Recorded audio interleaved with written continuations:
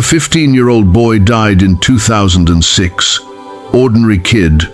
Loved video games. Ate pizza with friends. Nobody expected what would happen next. They opened his coffin 13 years after he died. His face looked like he'd been buried yesterday, but that's not the part that left everyone speechless.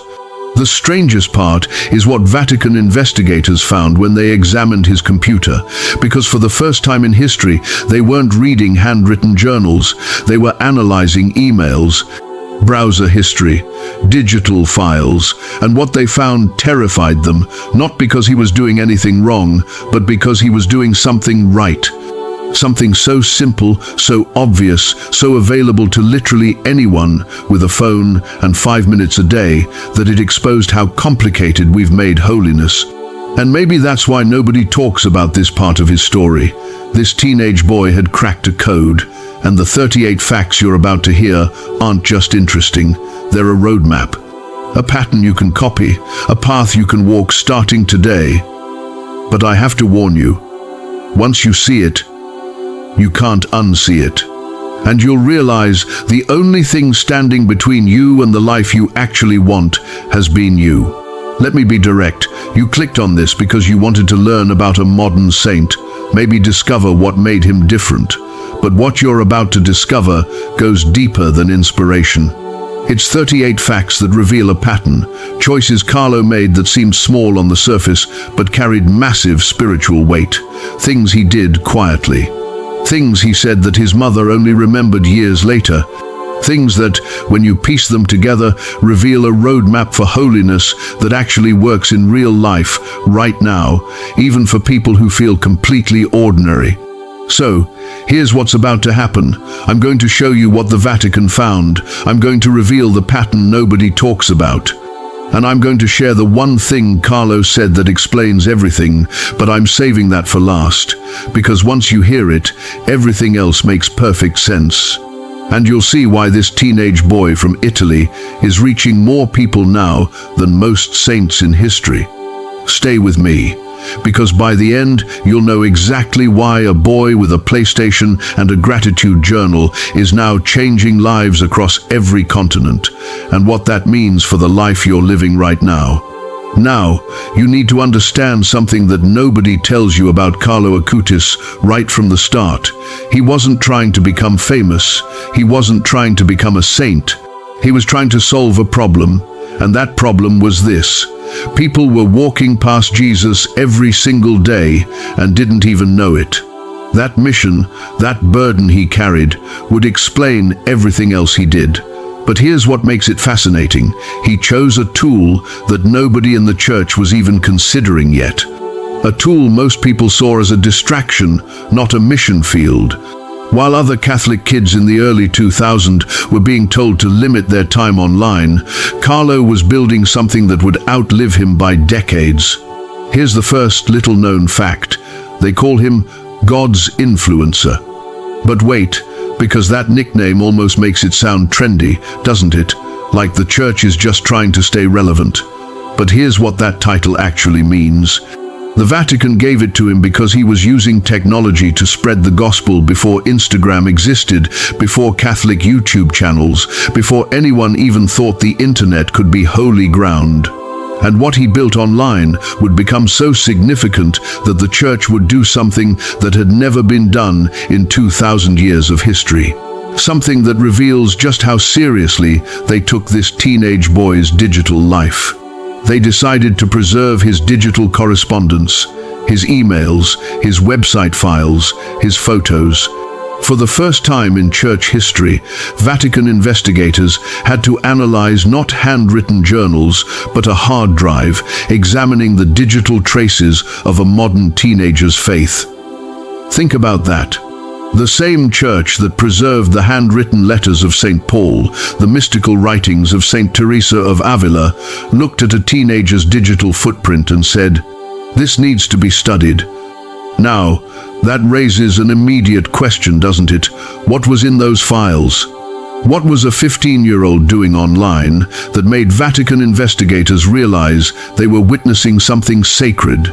Fact number 2, he's the first saint to have his email address archived by the Vatican.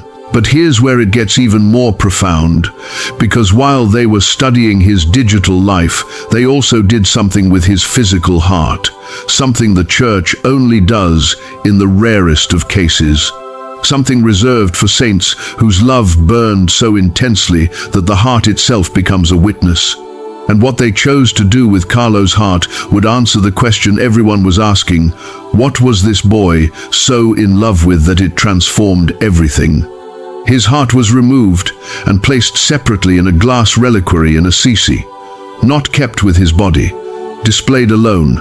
And on that reliquary they placed a label with 7 words, the source of his love for the Eucharist.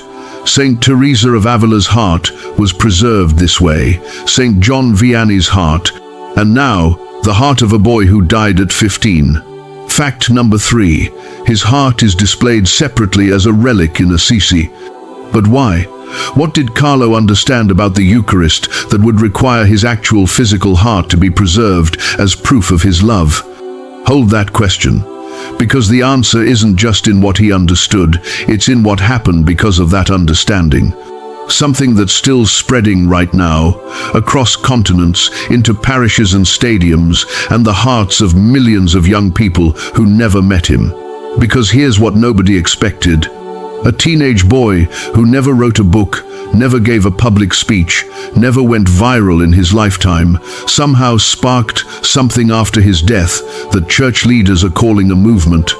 Stadiums filling with young Catholics, teenagers asking their parishes to bring back Eucharistic adoration, universities hosting all-night prayer vigils.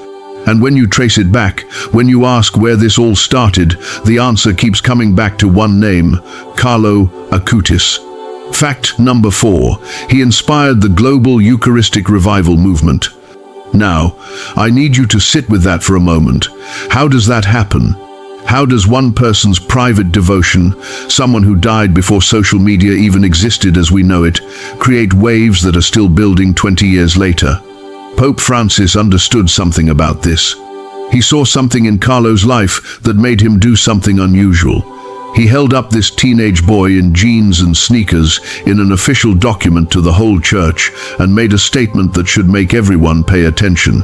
He said Carlo is proof that holiness is within everyone's reach, not just possible, not just achievable, within reach, right now. In Christus Vivit, Francis looked at this boy who loved pizza and video games and said, this is what holiness looks like in the modern world, not robes, not monasteries, genes. Fact number 5, Pope Francis called him proof that holiness is within everyone's reach. But that raises the most important question of all, the question you're probably already asking: how? How did Carlo actually do it? What was the secret? What was the method? What was he doing differently that made holiness not just possible, but natural for him? That's where the pattern starts to emerge, and it begins much earlier than anyone expected, in a moment when Carlo was just 7 years old, experiencing something that would set the trajectory for everything else. There was a day when Carlo was 7 years old that his mother says she'll never forget. Most 7-year-olds at that age are bored during Mass. They're counting ceiling tiles, fidgeting, waiting for it to be over. But Carlo was different. He wasn't just willing to attend Mass, he was begging for something. He wanted to receive Holy Communion, but there was a problem. He was too young. The standard age was 8. But Carlo felt like waiting even one more year was unbearable, so he asked for special permission, and because of his unusual maturity and faith, they granted it. And when that day finally came, when he received Jesus in the Eucharist for the first time, he said something that still makes his mother cry when she repeats it. He said, "This is the happiest day of my life." Think about that. 7 years old, the happiest day, not Christmas, not his birthday, receiving Jesus. Fact number 6, he received his first communion early, at age 7. But here's what's crucial to understand. That wasn't a peak moment. It wasn't the highlight that everything else declined from. It was a foundation. It was the beginning of something he would build on every single day for the next 8 years of his life. And what he did next, the very next thing, is so simple that you might be tempted to think it's not significant.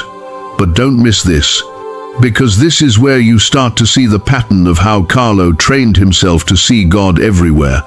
He started keeping a journal, but not just any journal. Every single day, he would write down what he was grateful for, blessings he'd received, prayers that were answered, small joys like pizza with friends. Now, you might be thinking, gratitude journals are everywhere now. And you're right, but Carlo was doing this in 2003. He was 11 years old. There was no self-help book telling him to do this, no influencer teaching this practice. He discovered it on his own. And here's why it matters. He was training his brain to notice God in the small things, to see blessings instead of problems, to find joy in the ordinary. Fact number 7, he kept a personal gratitude journal. And that practice, that daily discipline of noticing God's goodness, led him to an insight that millions of people have now shared on social media. It's become one of the most quoted Catholic lines in the digital age. He said it so simply, but it contained a truth that most people spend their whole lives trying to learn. Sadness means you're looking at yourself. Happiness means looking at God. Read that again. When you're focused on yourself, your problems, your failures, your disappointments, sadness follows. But when you shift your gaze to God, His goodness, His presence, His love, happiness comes naturally. Fact number 8, he said sadness means you're looking at yourself. Happiness means looking at God. Now, that's easy to share online. It's beautiful in a graphic. But living it, that's different, especially when life gets hard. Especially when you're 15 years old and doctors tell you that you have leukemia, that you're dying. That's when most people would have every right to look at themselves, to ask, why me? To feel sadness. But Carlo, he did something that revealed he'd been practicing this principle in secret for years. When he received his diagnosis, he didn't ask why. He didn't rage. He didn't sink into despair. Instead, he made a decision. He said, I offer all my pain for the Pope and for the Church. Not for himself, not for his own healing, for the Church. A 15-year-old boy, facing death, thinking about others. Fact number 9, he offered his suffering for the Pope and the Church. Now, you don't do that naturally. You don't suddenly have that response unless you've been preparing for it. Unless suffering isn't a surprise but something you've already thought about, already decided how you'll respond to. And that raises a question, what else was Carlo preparing for? What other disciplines was he practicing that nobody saw? Here's something that might surprise you, something that reveals Carlo wasn't some otherworldly figure who rejected normal life. He loved video games, he had a PlayStation, he played regularly. And before you think, well, of course, he was a normal kid, let me tell you what made his approach remarkable. It wasn't that he played video games, it's how he played them. Because Carlo set a rule for himself that most teenagers, most adults, would find impossible. He played 1 hour per week, not per day, per week. He would set a timer, and when it went off, he'd stop, mid-game, mid-level, no exceptions. No, just 5 more minutes. Done. Fact number 10, he loved video games but set strict limits. And when people asked him why such a strict boundary, his answer revealed his entire philosophy of freedom. He said, I don't want to become a slave to something that doesn't lead to heaven. Not, video games are evil. Not, I'm too spiritual for entertainment. Just a clear-eyed recognition that anything, even something good, can enslave you if you let it. And he wanted to be free. Free to say yes to what matters, free to say no to what doesn't. But here's where that freedom, that discipline, that clarity led him. Because while other 11-year-olds were spending hours on video games, Carlo was spending those hours on something else. Something that would reach millions of people. Something he would build entirely by himself, with no help, no formal training, no guidance. Just a kid with a computer and a mission burning in his heart. He taught himself to code, taught himself web design, and then he built a website. But not just any website. He created a digital catalog documenting every verified Eucharistic miracle in the world. Over 150 miracles. He researched them, he organized them, he displayed them with photos and descriptions, all because he believed something with absolute conviction. Fact number 11. He created a website cataloging Eucharistic miracles.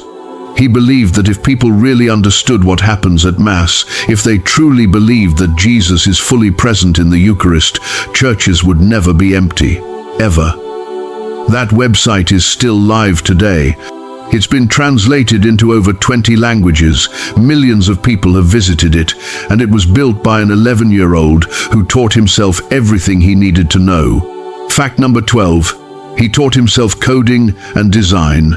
But you know what reveals Carlo's heart even more than his accomplishments? It's the things he said when nobody was paying attention, the things that show how his mind worked, how he saw the invisible world as just as real, maybe more real than what everyone else could see. He loved angels, especially his guardian angel, and he talked about his guardian angel the way other teenagers talked about their best friends, naturally, comfortably, without any self-consciousness. He would say, and I want you to hear this because it's so pure, my guardian angel is my best invisible friend. Fact number 13, he loved angels, especially his guardian angel, a teenage boy. In the 2000, talking about his guardian angel as his best friend, no irony, no embarrassment. Just simple, childlike faith that made even adults wonder if they'd lost something important along the way. And that faith, that authenticity, that refusal to be embarrassed about who he was, led him to say something that's become a rallying cry.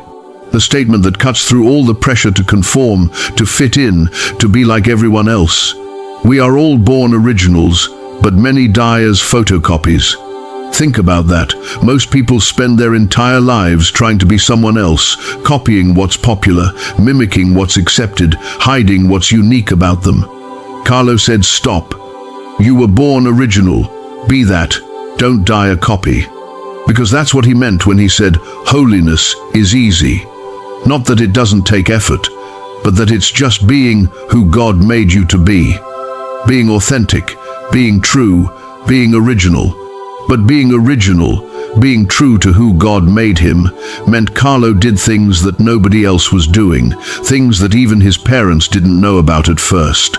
Things that were happening in secret, in the margins, when nobody was watching. Fact number 14. He once said, holiness is easy. There's something powerful about the life nobody sees, the choices made when there's no recognition, no credit, no audience. And Carlo's hidden life reveals something essential about who he really was, because anyone can be generous when people are watching. Anyone can be holy in public, but what about when no one knows? What about when there's zero benefit to you? Carlo had a habit that his parents only discovered by accident. He would leave for school with lunch money, and he'd come home without it. This happened repeatedly, until finally they asked him what was going on, where was the money going, and that's when they learned the truth. He was giving it to homeless people on the streets. Every time he saw someone in need, he'd give them what he had, which meant he went hungry, often, but he never complained, never mentioned it, never asked for recognition. Fact number 15, he secretly gave money to the homeless. That's not something you do for show. That's something you do because giving has become who you are, because you've trained yourself to see Christ in others, especially the forgotten, the overlooked, the ones everyone else walks past. But Carlo's generosity wasn't just with money, it was with his heart, with his devotion, with his love, and there was one person who held a place in his life that shaped everything else. One relationship that protected him, focused him, made him free in ways his peers weren't. He prayed the Rosary every single day, without fail. And his devotion to Mary was so deep, so personal, that he said something most teenage boys would never say. something that goes completely against what culture tells young men about who they should be. He said, "Mary is the only woman in my life." Fact number 16, he had a deep devotion to the Virgin Mary. Now, hear what he's really saying. He's not rejecting relationships. He's putting first things first. He's saying, before anything else, before anyone else, I belong to God, and Mary is the one who leads me there. That devotion protected his heart. It guarded his mind. It kept him focused on what mattered most. And that focus, that sense of spiritual geography, of knowing which places and which people draw you closer to God, is why Carlo made one specific request before he died. A request that confused everyone who heard it, because it wasn't what you'd expect.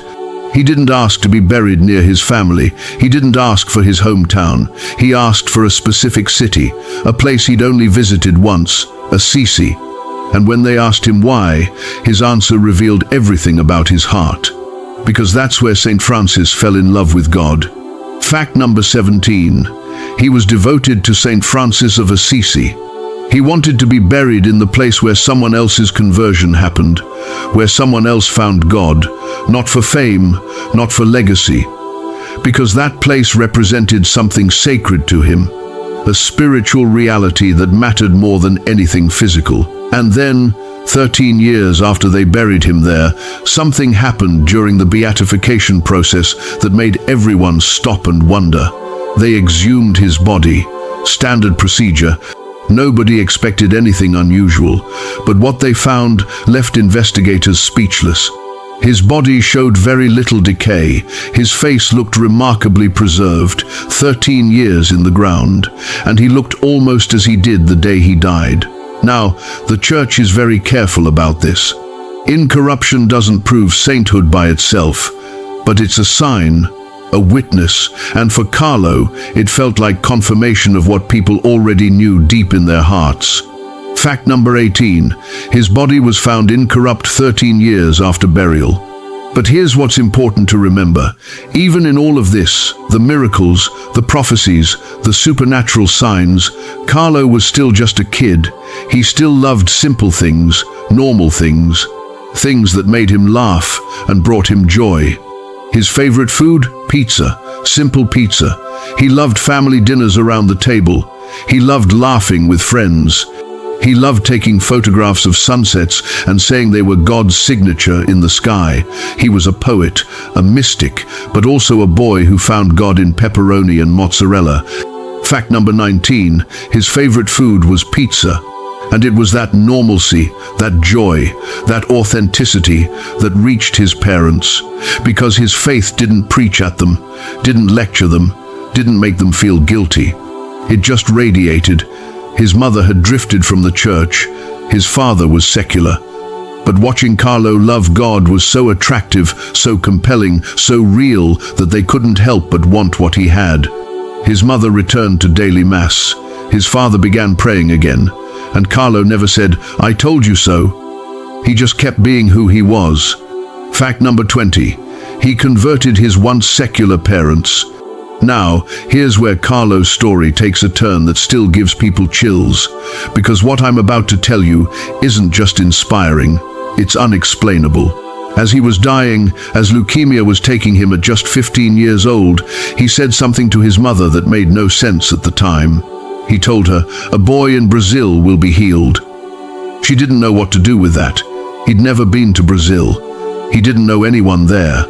He was dying, and he's talking about some boy on another continent being healed, so she filed it away. One of those mysterious things her son said that she couldn't fully understand. But years later, years after Carlo died, something happened. A Brazilian boy named Matthias was dying. He had a severe pancreatic condition. His organs were failing. Doctors had given up. There was nothing more they could do. His mother was desperate, and someone told her about Carlo Acutis, this teenage boy who'd just been declared venerable. They told her to pray, to ask for his intercession. So she did. She begged this saint she'd never met to save her son, and Matthias was healed completely, immediately. His pancreas regenerated. Doctors couldn't explain it. They documented it, verified it. And that healing, that impossible, medically verified miracle, became the official miracle that moved Carlo from venerable to blessed. The prophecy he'd spoken on his deathbed became reality, word for word. Fact number 21, he foresaw the miracle that confirmed his beatification. Now, that raises a question that won't leave you alone. What else did Carlo see? What else did he know? Because Carlo didn't just see God in dramatic prophecies. He saw him in something most people walk right past, something so ordinary that we take it for granted every single day.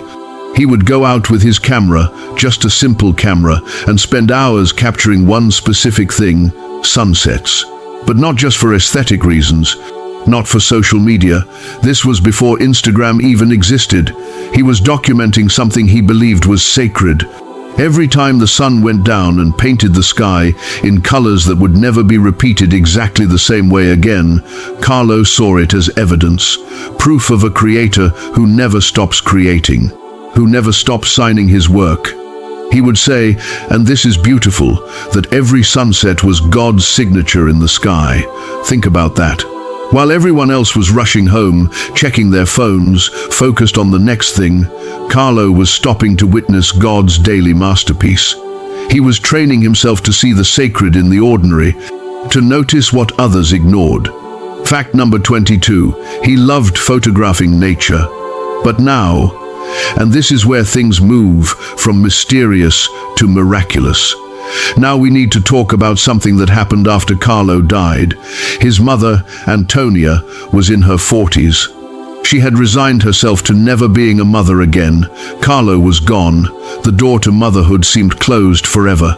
She was grieving, trying to move forward, trying to understand why God had taken her son so young. And then Carlo appeared to her in a vision.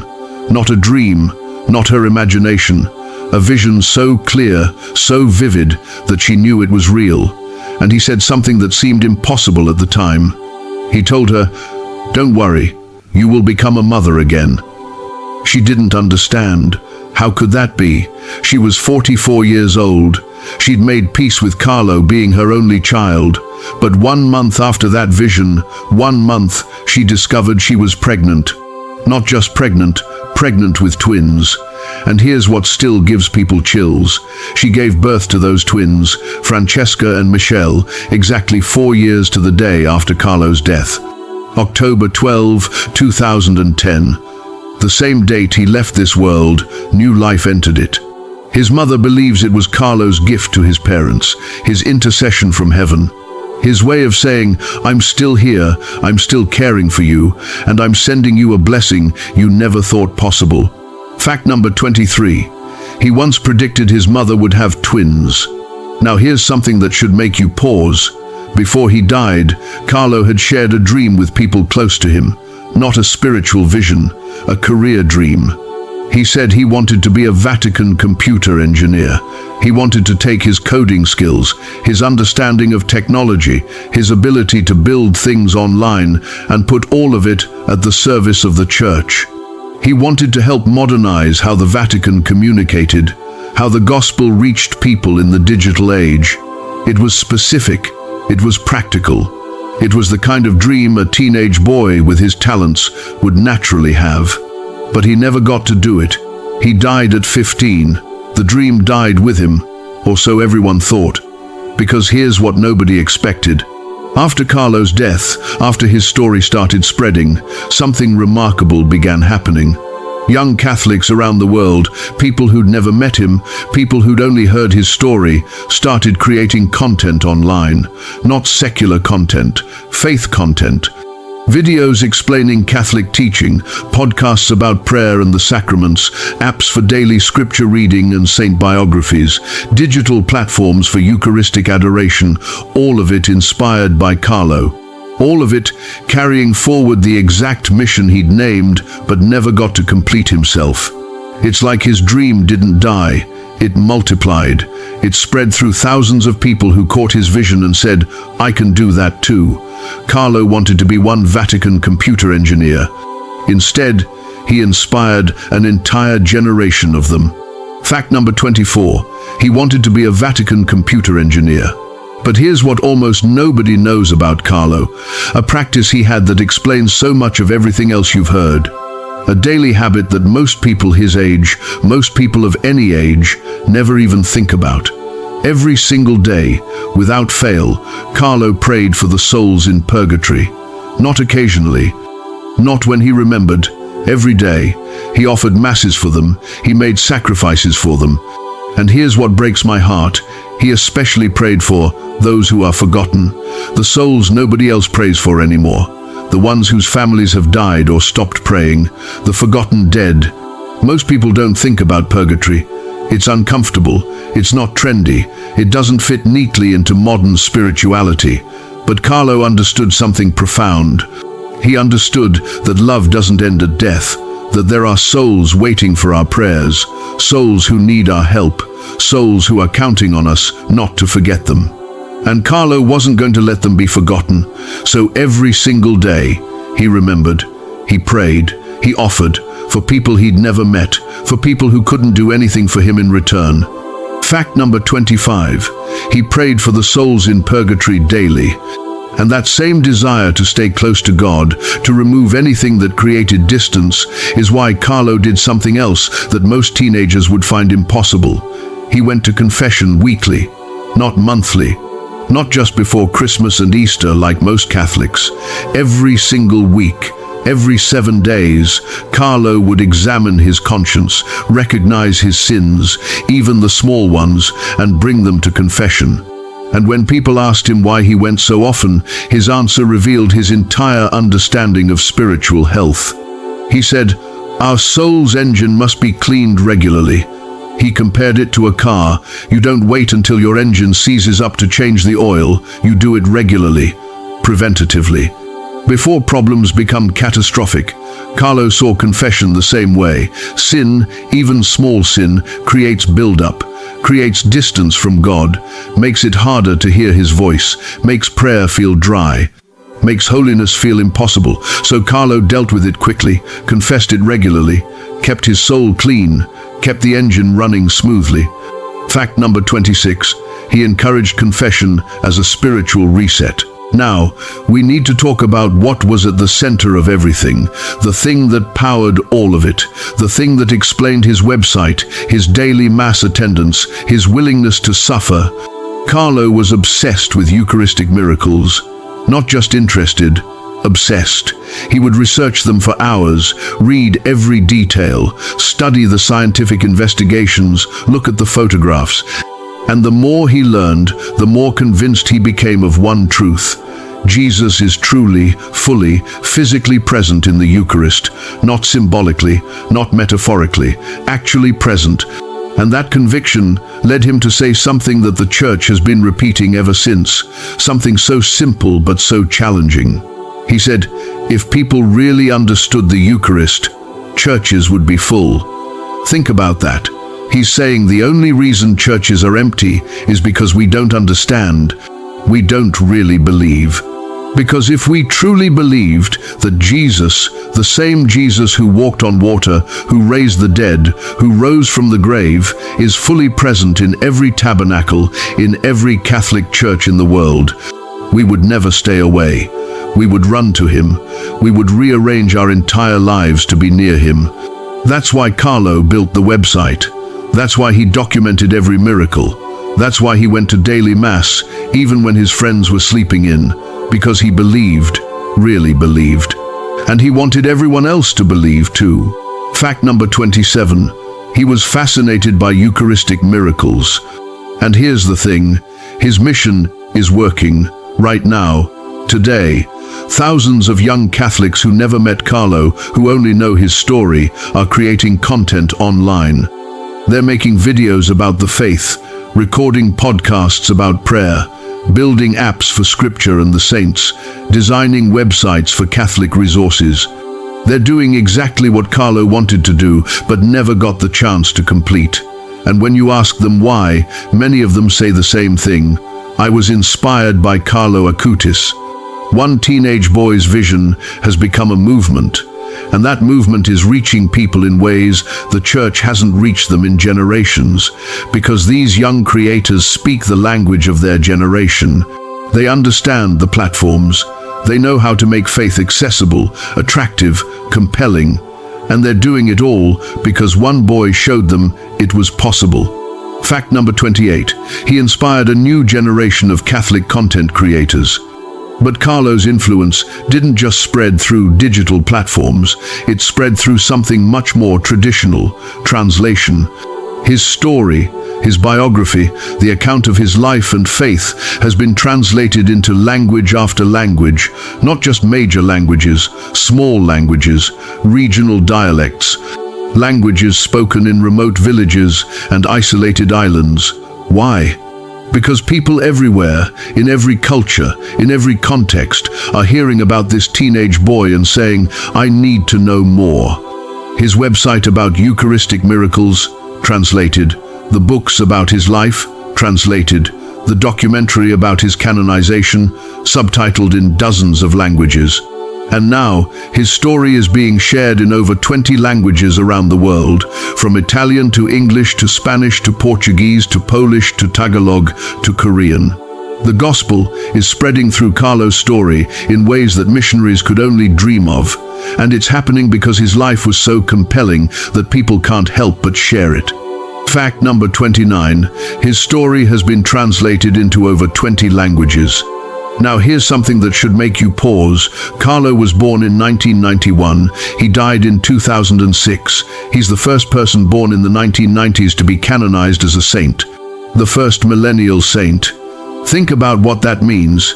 He grew up with the internet, with cell phones, with video games and social media, and all the things we think of as distractions from faith.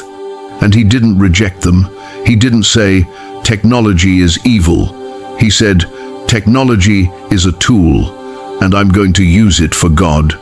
He's the bridge, the connection between ancient faith and modern life, between centuries of tradition and the digital age. He proves that you don't have to choose. You don't have to be Amish to be holy. You don't have to reject the modern world to love Jesus. You just have to order your loves rightly, put God first, and use everything else in service of that first love. Fact number 30. He is the first millennial canonized as a saint. Remember that prophecy Carlo made from his deathbed about the Brazilian boy being healed? That wasn't just a passing comment. That was the miracle that changed everything for his canonization process.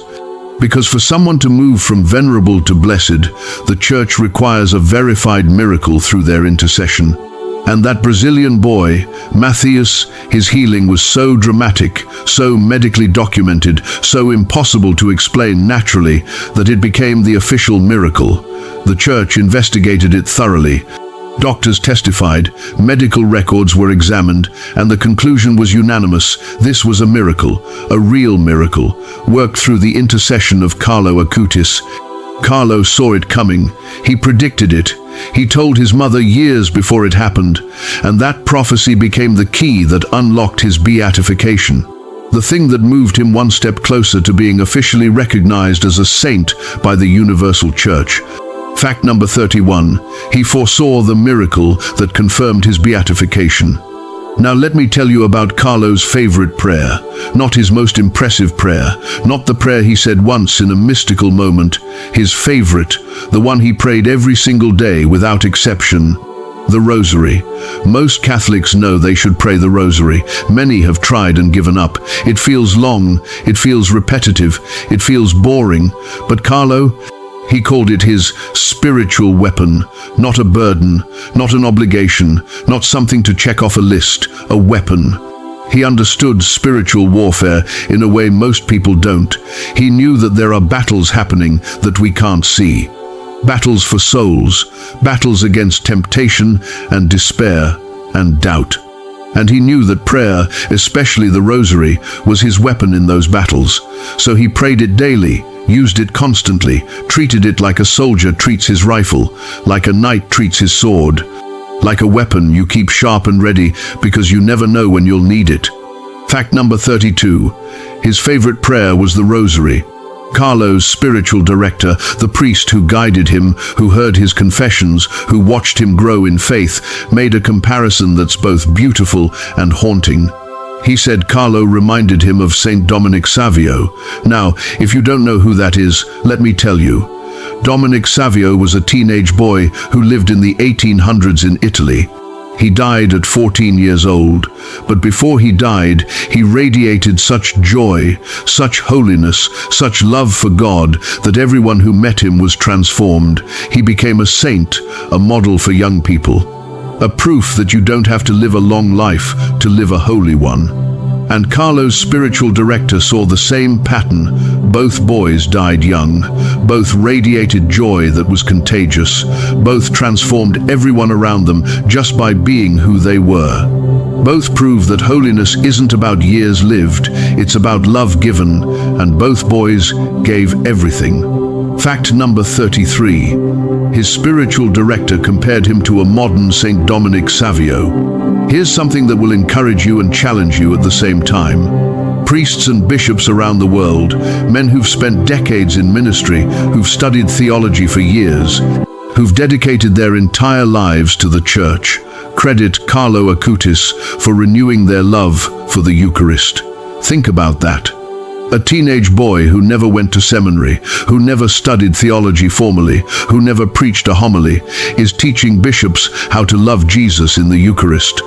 How does that happen? It happens because Carlo's love was so authentic, so pure, so visible, that even people with advanced degrees and decades of experience looked at him and thought, I want what he has. His devotion wasn't intellectual, it wasn't complicated, it was simple and childlike and real, and that realness is what cuts through all the noise and reaches the heart. Fact number 34, his devotion influenced priests and bishops worldwide.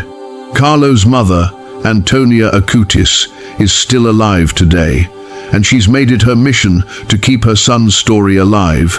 She travels constantly, parish to parish, school to school, cathedral to cathedral, country to country, telling Carlo's story, answering questions, sharing photos and memories and lessons she learned from raising a saint.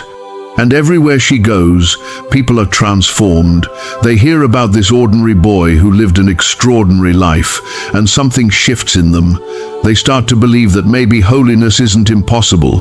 Maybe it's closer than they thought. She's carrying forward what Carlo started, the mission he lived, the message he embodied, and through her witness, through a mother's love and grief and hope, Carlo's influence keeps spreading, keeps reaching new people, keeps changing lives. Fact number 35, his mother now travels the world sharing his story. Now, the Church has done something it doesn't do lightly. It's officially recognized Carlo as the patron saint of the internet. The patron saint of the digital world, of social media and websites and online communication. Now, that might sound modern or trendy, but think about what it actually means. The Church is saying, this teenage boy showed us how to use technology for God's glory. He showed us that the internet isn't just a place for distraction and division, it can be a mission field, a place to encounter Christ, a tool for evangelization. And by naming him patron saint of the internet, the Church is saying to every young person, every content creator, every person scrolling right now, follow Carlo's example. Use your platforms for good. Use your skills for God. Don't waste the gift of technology. Sanctify it. Fact number 36. He is the patron saint of the internet. After Carlo was beatified, something unexpected happened. Something viral. Someone created a challenge online and called it the Carlo Challenge. The idea was simple. Go to daily Mass for 1 week. 7 days. In honor of Carlo, to experience what he experienced, to see what he saw in the Eucharist, and the response was massive. Thousands of people participated. Young people who'd never been to daily Mass before suddenly showed up on Tuesday mornings, Wednesday afternoons, Thursday evenings. Parishes that normally had 5 people at weekday Mass suddenly had 50, 100. And many of those people didn't stop after 7 days. Because once you start encountering Jesus daily in the Eucharist, once you experience what Carlo experienced, you don't want to go back. The challenge became a habit, the experiment became a lifestyle, and all of it traces back to one teenage boy's love for Jesus in the Blessed Sacrament. Fact number 37, his canonization inspired the Carlo Challenge. And now, after 37 facts, after seeing pattern after pattern after pattern, we've arrived at the one thing that explains all of it, the statement Carlo made that ties everything together. The key that unlocks why this teenage boy could do what he did, the secret that isn't really a secret at all. Are you ready? Because this is the answer to every question you've been holding. Carlo reduced his entire life to 5 words. 5 words that became his life plan. 5 words that explained every choice, every sacrifice, every moment of joy. 5 words that, when you really hear them, will either inspire you or convict you. Maybe both. He said, to be always united with Jesus.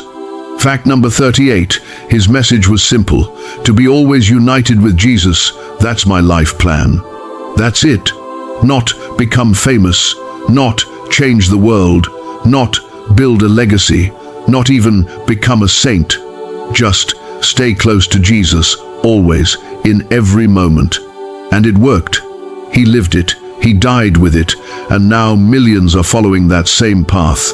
Because here's what makes Carlo's story so profound. For the first time in church history, Vatican investigators had to examine not handwritten journals, but a hard drive. They analyzed his emails, his photos, his website code, his digital footprint, and what they discovered was that Carlo didn't do extraordinary things, he did ordinary things with extraordinary love. He didn't perform public miracles, he just went to Mass. He didn't preach on street corners, he just prayed the Rosary. He didn't reject technology, he just used it for God. He didn't avoid video games, he just set boundaries. He didn't run from suffering, he just offered it up. He didn't make grand gestures, he just gave his lunch money away. His digital life, the emails he sent, the conversations he had, the website he built, all became holy evidence. Proof that holiness can be lived through ordinary choices made with extraordinary love. And that's what makes his story so hopeful, because you can't say, I'm not talented enough. Carlo taught himself everything. You can't say, I don't have time. Carlo made time. You can't say, my circumstances are too difficult. Carlo died at 15 with leukemia. The path to holiness isn't about extraordinary circumstances. It's about ordinary faithfulness. Carlo was faithful. That's the difference. He was faithful when praying felt easy and when it didn't. Faithful when he could play video games, and faithful when the timer went off. Faithful when giving away lunch money meant going hungry. Faithful when offering his suffering meant facing death without bitterness. Just faithful. Just present, just united with Jesus. And that faithfulness, that simple, daily, unglamorous faithfulness documented in ones and zeros on a hard drive, is what the Church now holds up as proof that holiness is possible for everyone.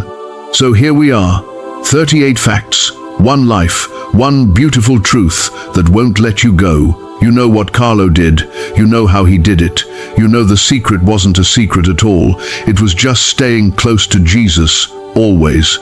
Now here's the invitation, not pressure, not obligation, just possibility. What if you tried it? What if you chose one thing from Carlo's life and simply started? Maybe it's daily Mass, maybe it's a gratitude journal, maybe it's the Rosary, maybe it's setting boundaries on screen time. Maybe it's weekly confession, just one thing. And start gently, start curious, start hopeful. Because Carlo proved something beautiful. Holiness isn't about being perfect, it's about being willing to stay close to Jesus. The gap between where you are and where God is inviting you, it's bridgeable. Carlo proved that. He started at 7 with First Communion. By 15, he'd lived a life that's still inspiring millions 20 years later. Your life can inspire too, not because you're extraordinary, but because God is, and He delights in working through ordinary people who simply stay close to Him. So here's the invitation. Pick one thing, start today, and see what happens when you say yes to staying united with Jesus. That's Carlo's legacy. That's his gift to you. That's the pattern he lived and the path he's inviting you to walk. Will you try? Because the beauty of Carlo's story isn't just that he became a saint, it's that he showed us the way is open, the path is clear, and Jesus is waiting. All you have to do is start. One small step, one ordinary choice, one moment of faithfulness. That's how it begins. That's how holiness becomes real. That's how you stay united with Jesus, just like Carlo did.